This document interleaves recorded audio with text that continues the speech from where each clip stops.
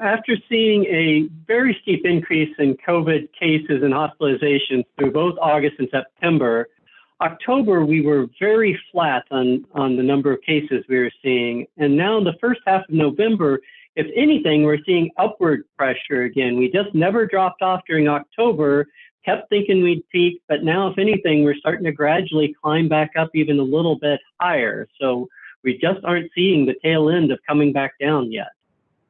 Can you explain why that might be? Yeah, that's a great question. Kind of all of the northern Midwest, we're seeing that, pretty sustained high level of transmission. And part of it's got to be because the weather's changing. We're spending more time indoors and a little bit closer conditions. Definitely seeing it in the younger age group. We're seeing it in our schools. So I think it's kind of that reservoir in the schools getting passed around where some of the younger children don't show as many symptoms. And so I think bring them back and pass it around to the families. Kind of a combination of factors, I think we're continuing to see it. And now there are COVID vaccines for younger children.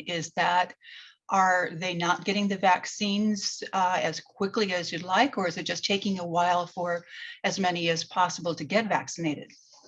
Yeah, so vaccines in general, we feel are the only way we're going to get past this and get to the other side. And so certainly anything we can do to increase the number of people being vaccinated, including now children 5 and above. And we did see initial, pretty healthy interest in the vaccine among those younger age groups. And it's kind of leveling off a little bit now, but certainly need to keep pushing, getting more vaccinated. Got my 8-year-old daughter vaccinated a week or so ago, so happy to do so. So we have maybe about 2/3 of our adults vaccinated in this state. What's going on with the rest? They're just not believing in vaccines, or why can't we get over that hump?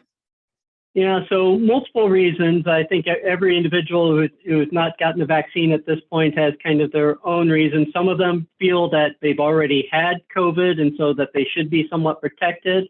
What we're seeing with those individuals, though, is that over time that protection is decreasing, and we are seeing reinfections from those people that have previously been infected. And that's what the studies nationally are showing as well, is that natural immunity just isn't enough long term and that you still need to be vaccinated.